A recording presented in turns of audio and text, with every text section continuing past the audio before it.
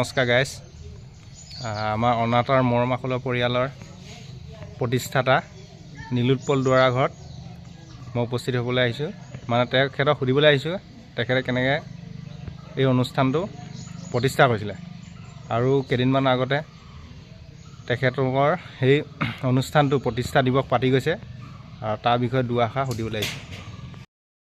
এইজনে নীলোৎপল দুৱৰা। আপুনি প্ৰথম পৰিচয়টো দিয়কচোন, আপোনাৰ ঘৰ ক'ত? হয় দাদা নমস্কাৰ, মোৰ নাম শ্ৰী নীলোৎপল দুৱৰা। মোৰ ঘৰ ধেমাজি জিলাৰ মাছখোৱা জোৰকটা কাঠগাঁৱৰ হয়। মই ইয়াৰ এজন যুৱক হয়। তাৰপৰা অনুষ্ঠান বাকী কেতিয়া আপুনি প্ৰতিষ্ঠা কৰিছিলে এই অনুষ্ঠান? হয়, আমাৰ অনাতাঁৰ মৰমাখল পৰিয়ালৰ নামেৰে এটি পৰিয়াল মই গঠন কৰিছিলোঁ 2021 চনৰ 20 জানুৱাৰী তাৰিখে। মই 2018 চনৰ পৰা ৰেডিঅ'ৰ লগত জড়িত হৈ আছোঁ। বৰ্তমান এতিয়া 2025 চন হৈছে। মই ৰেডিঅ'ৰ সৈতে বিভিন্ন লিখা মেলা কামত নিজকে ব্যস্ত কৰি ৰাখিছোঁ আৰু এটি অনাতাঁৰ মৰমাখলুৱা নামেৰে এটি পৰিয়ালো গঠন কৰিলোঁ আৰু এই পৰিয়ালটিত যথেষ্ট সংখ্যক শ্ৰোতাৰ লগ হৈ এই পৰিয়ালটি খোলা হৈছিল। অসমৰ বিভিন্ন প্ৰান্তৰ শ্ৰোতাৰ দুজনমানৰ নাম কৈ দিয়কচোন, কোন কোন অনাতাঁৰ মৰমাখলৰ পৰিয়ালত এতিয়া জড়িত, মানে মেইন ব্যক্তি কেইজনমানৰ?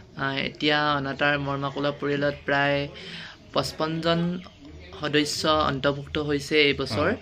তাৰে প্ৰথম আমাৰ অনাতাঁৰ মৰমাখলৰ পৰিয়ালৰ প্ৰথম সভাপতি আছিল দ্ৰোণ চেতিয়া। দেওঘৰ মাছখোৱা দেওঘৰীয়া হয়। আৰু আমাৰ শিৱসাগৰৰ এজন আছিল আমাৰ তেখেত আছিল প্ৰণৱ কুমাৰ দত্ত। তেখেত আমাৰ প্ৰচাৰ বিভাগত আছিল।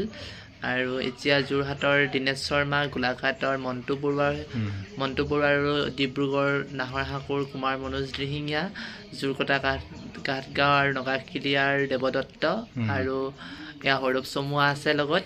আৰু আমাৰ মাছখোৱাৰ নিত্যা ভূঞা। তেনেকৈ বহুত সংখ্যক শ্ৰোতাৰ আছে আৰু বিশ্বনাথৰ আছে শৰৎ দুৱৰা আৰু চিচিকল ঘৰ আমাৰ সঞ্জয় নৰ। সকলো বহুতজন আছে মানে, হয়, কৈ শেষ কৰিব নোৱাৰি মানে ন?